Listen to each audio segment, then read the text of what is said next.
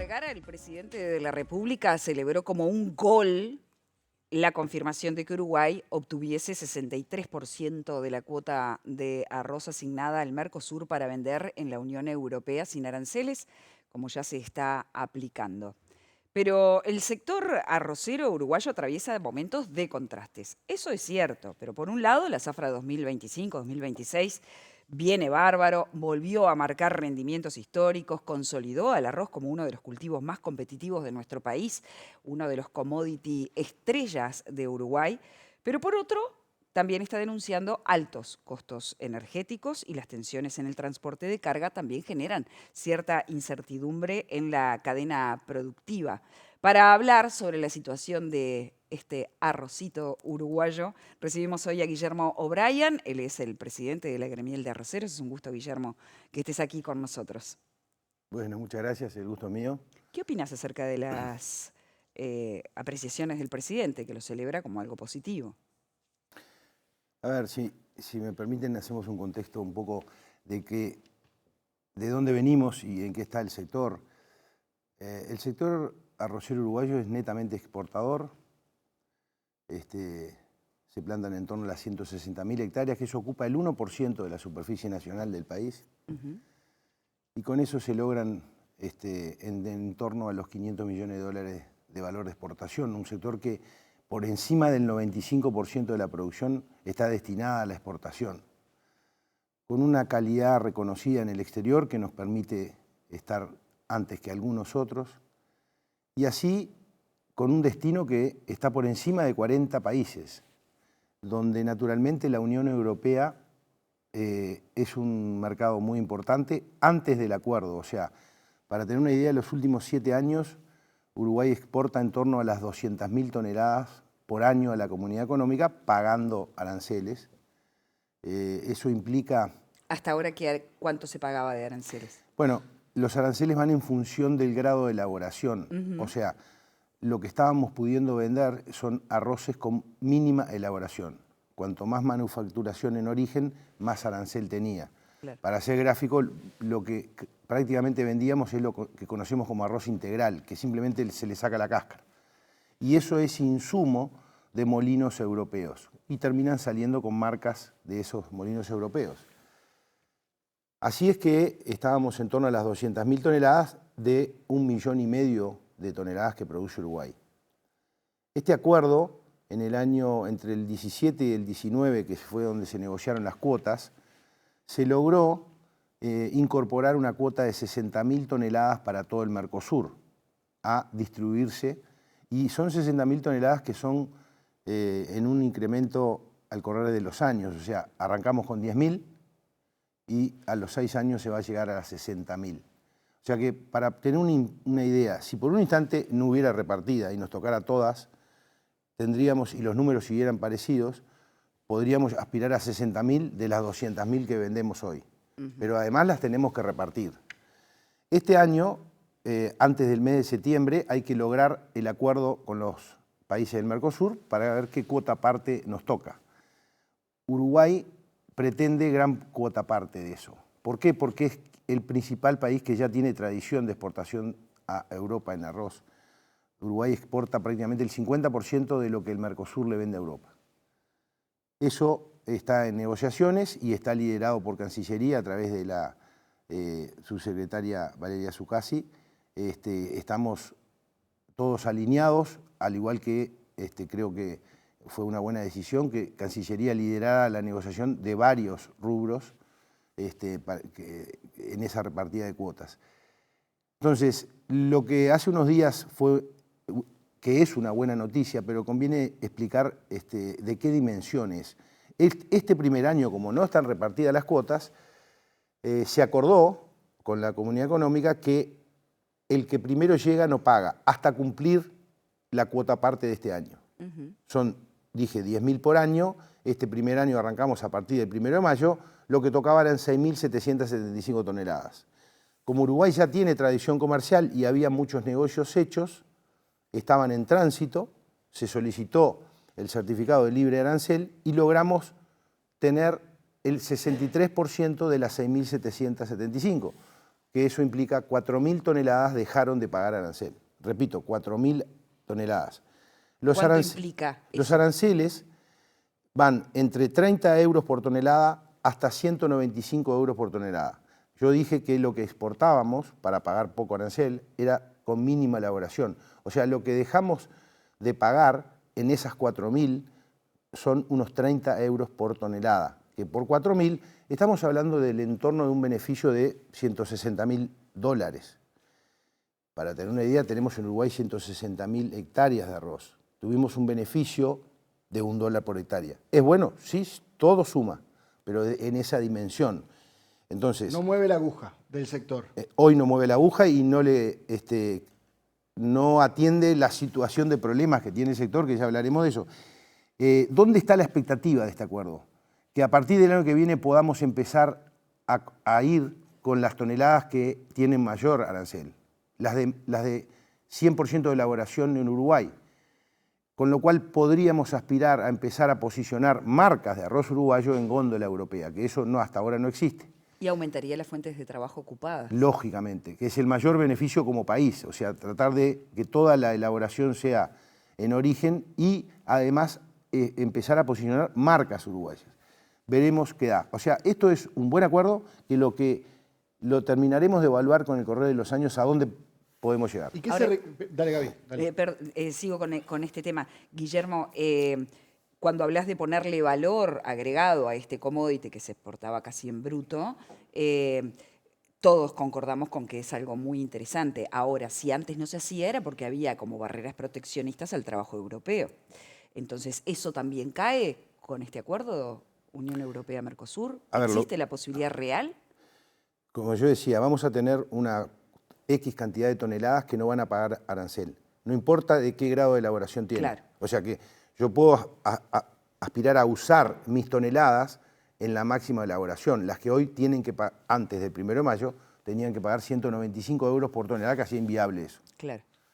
Veremos. Pero sobre todo, empezar si esas toneladas nos permiten posicionarnos en el consumidor final, a través de todos los trabajos que viene haciendo el sector en lo que es certificación de sistemas de producción en cuanto a sostenibilidad económica, ambiental y social, creo que ahí hay un horizonte que veremos a dónde podemos llegar, pero es lo atractivo. Lo atractivo no es el beneficio económico en la corta, es de bajo impacto, pero es una posibilidad de carrera que queremos correrla. Dale, Nico. Y yo te quería, no, está bien, yo lo que te quería consultar precisamente era eso, ¿qué pasos debe dar el sector para posicionar las marcas uruguayas allá y que no se venda el arroz uruguayo después de haber sido procesado en Europa? Entiendo que lo que se necesitan son certificaciones entonces. Sí, el sector apostó hace 2 años a empezar a trabajar en los sistemas de producción en certificarlos. Y certificarlos bajo normas que avala la comunidad económica. En el caso del arroz es un sistema de certificación que se llama SRP, que es una certificación en sostenibilidad, como decía. Y esta cosecha que terminamos, ya estamos con un 30% del área certificada, con lo cual ya es un volumen muy importante. Este sistema de certificación nació, que es avalado por Europa, nació en el Asia, concretamente en Finlandia, para lograr certificar sistemas de producción que son mucho más complejos. Uruguay tiene condiciones naturales que le allanan mucho el camino, simplemente que necesitamos que un tercero lo certifique. Y bueno, en eso hay un gran desarrollo y también una expectativa. Sin temor a equivocarme, Uruguay hoy en esa certificación es el que está con el potencial de ofrecer la mayor cantidad de toneladas certificadas del mundo. En relación a la región, a los países socios. Y del mundo. Porque el arroz tiene una particularidad. Solo se intercambia comercialmente el 5% de lo que se produce en el mundo. El 95% se consume donde se produce. Básicamente que la grande zona productora es el Asia. Pero en ese 5% Uruguay es un actor muy importante. Es el 7º, 8º exportador del mundo. Decía que la apuesta es por hacer el proceso industrial en Uruguay y que no se haga en Europa. ¿Hay algún estimativo sobre cuántos puestos de trabajo se podrían generar en los próximos años vinculados a esos procesos? A ver, en el sector arrocero, que fue desarrollado hace más de 50 años con un componente muy fuerte en lo que es la industria, o sea, el sector fue desarrollado para exportar arroz elaborado, o sea, arroz que conocemos como arroz blanco. Eso con los años ha ido cambiando, o sea, viene bajando el porcentaje de arroz elaborado y cada vez exportamos más arroz en cáscara, ni siquiera integral, porque es un muy buen insumo de industria extranjera. Nosotros creemos que en esto de Europa hay una potencial volver a las bases, a utilizar una gran industria con un expertise en producir buen arroz en cuanto a producto final. Y como te decía, no voy a decir un número porque es una carrera que sabemos que es interesante correrla. En lo que podamos desarrollar va a estar la ganancia. En mano de obra, esa industria está. Hoy la tenemos subutilizada porque la demanda es de productos no elaborados. Claro.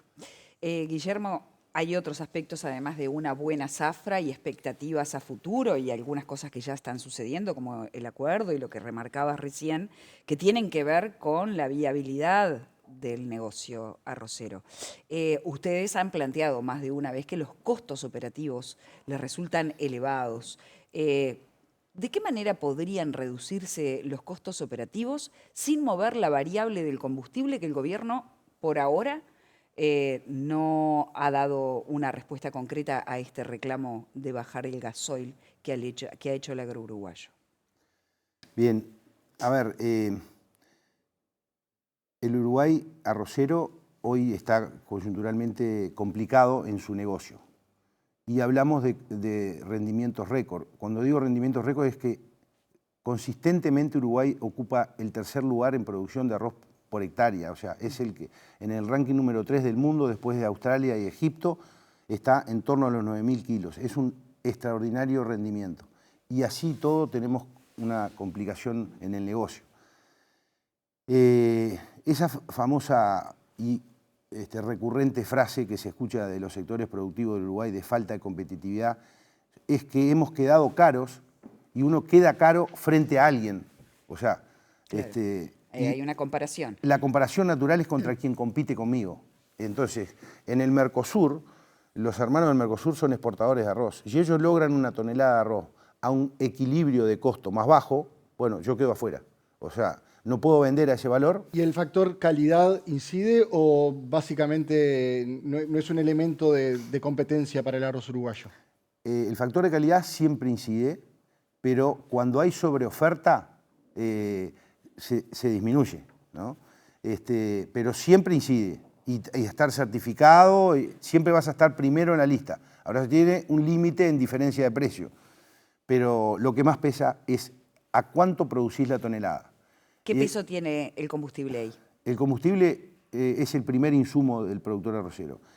El cultivo de arroz en Uruguay consume en torno a los 150 litros de gasoil por hectárea, con lo cual en $2.000 es el principal insumo y cuando en estos meses se nos mueve arriba del 20%, tiene un impacto brutal. Pero como decías... ¿Por qué del 20? bueno, ¿No fue del las sumas. 7? Sí, pero las sumas. Ajá. Las sumas de los... El gobierno dice que tenía que haber subido aproximadamente un 22, que eso es lo que daban los precios de paridad, y que se está conteniendo el precio del gasoil. ¿Qué tenés que decir en torno a esto? Y nos tenemos que ir, Guillermo. Quiero hacer zoom en donde se pueda tener éxito. Bien. El mercado del combustible, hay mucho para trabajar en Uruguay, pero está regido por lo que pasa afuera. En Uruguay debemos trabajar para mejorar competitividad en aspectos que son de manejo. O sea, el Uruguay tiene los fletes caros, con un sector es netamente exportador, tiene que trabajar ahí en generar corredores que permitan bajar la tonelada transportada. Eso es desarrollar las vías de trenes y habilitar los corredores bitrenes. Ahí, por ejemplo, tenemos un impacto. Tenemos excedente de energía, 90% autogenerados. Tenemos la energía más cara de la región. Ahí hay para trabajar. O sea, dediquémonos a trabajar en lo que podemos tener impacto. El combustible pesa y mucho, y no dejo esa batalla, pero primero por las que podemos tener impacto. un placer haberte tenido acá, por lo menos aprendimos un poco más de esto que comemos todos los días y que tiene todo un trasfondo económico y social también en nuestro país. Gracias, Guillermo, por haber venido, un gusto. A ustedes y sigan comiendo arroz. Nos vamos a una tanda.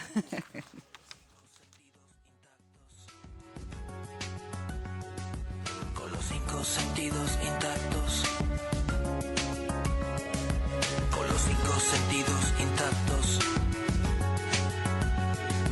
Con los 5 sentidos avanzo y en ese acto me mantengo.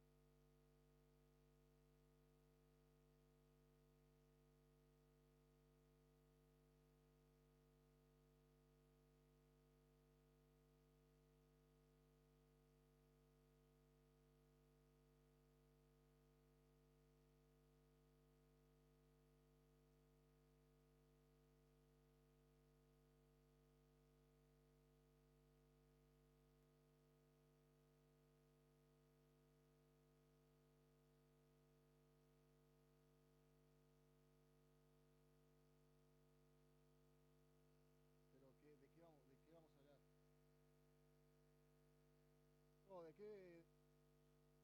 qué vamos? Mundial.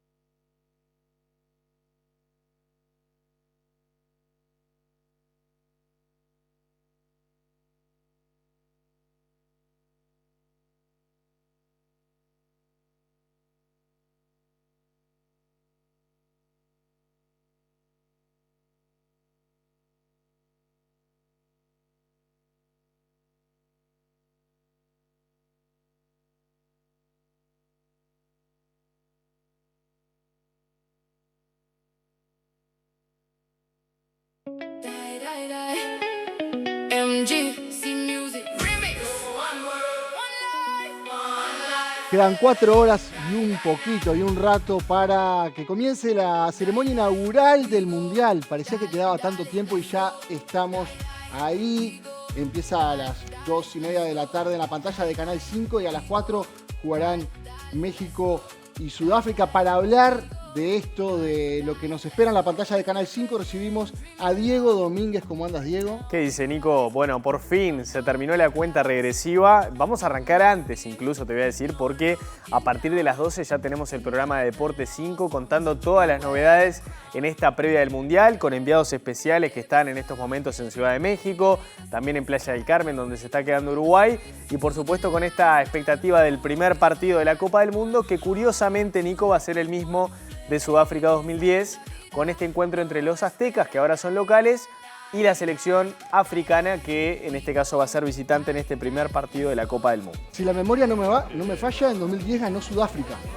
En 2010 salió 1-1 ese partido. 1-1, ok. Shabalala hizo el primer gol, lo vamos a ver en un ratito. Acá Un gran bailecito en el festejo. Sí. De eso sí estoy claro porque lo recuerdo. Exactamente, ahora lo vamos a ver por si algún desmemoriado nos está escuchando, pero acá vemos algunas imágenes de lo que fue ayer, bueno, la previa de la previa, ¿no? Porque así se vivió en el Estadio Azteca, ahora lo denominan el Estadio Ciudad de México. A mí me cuesta realmente cambiar el No chip. entendí el cambio, porque es un estadio histórico, es un estadio que recibe su tercer mundial, el único estadio que va a recibir 3 mundiales, y además es el estadio donde brillaron Pelé y Maradona, entre otros. Por ejemplo, Pelé campeón en el 70, Maradona campeón en el 86, ahora esta Copa del Mundo que también va a tener a México como protagonista.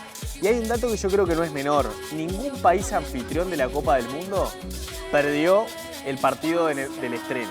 O sea, nunca pasó en la historia de los mundiales que el país que es anfitrión perdió en el debut mundialista. Veremos si esta regla se vuelve a cumplir ahora con México, con Canadá, que va a estar jugando mañana frente a Bosnia, y con los Estados Unidos, que también tendrán su estreno en la Copa del Mundo, con diferentes ceremonias preparadas en 3 países diferentes, que en definitiva son los anfitriones de este nuevo mundial. La gran estrella de la ceremonia inaugural de hoy en México será Shakira, la colombiana, que es a quien estamos escuchando y la encargada de la canción del mundial.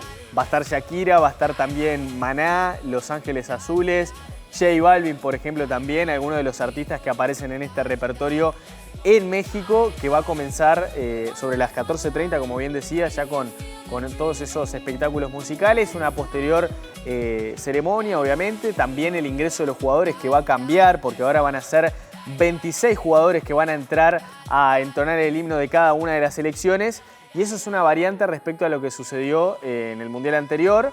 Acá estamos viendo el partido que decías hoy, Nico, el de Sudáfrica 2010 entre la selección africana y México. Acá el primer gol que no valía para México. Y este encuentro también recordado por las famosas bubucelas, ¿no?, que ambientaron la tribuna en aquel partido. Tengo una en casa. ¿Hay una? Sí, original, me la trajo un colega del Observador en aquel momento de allá que fue a cubrir, Luis Insaurralde. Mirá. Gran compañía. Mirá qué bien. Acá está Shabalala, ¿te acordás? Remate. Ese gol me acordaba, no me acordaba del gol de México. De lo que me acuerdo, de lo que se viene ahora, que está en pantalla, es de este histórico ya bailecito de los sudafricanos en el primer mundial que se jugó en el continente africano. Exactamente. El único hasta ahora. Sí, exactamente. Primer mundial y único hasta ahora. El Conejo Pérez era el arquero de México, pero en el banco estaba el Memo Ochoa, uno de los que va a llegar a 6 participaciones en mundiales. Va a jugar su 6º mundial, con la particularidad de que no tuvo minutos en Sudáfrica. Y el otro que va a cumplir ese récord va a ser Cristiano Ronaldo, Lionel Messi y también Luka Modric. Todos ellos van a llegar a 6 Copas del Mundo, mientras vemos acá lo que fue en aquel partido inaugural del 2010, el empate de Rafa Márquez, el 1-1 entre Sudáfrica y México en aquella Copa del Mundo. Y México, que siempre llega al Mundial con el sueño de poder pasar a semifinales, de jugar una final, que es una instancia en la que nunca ha estado.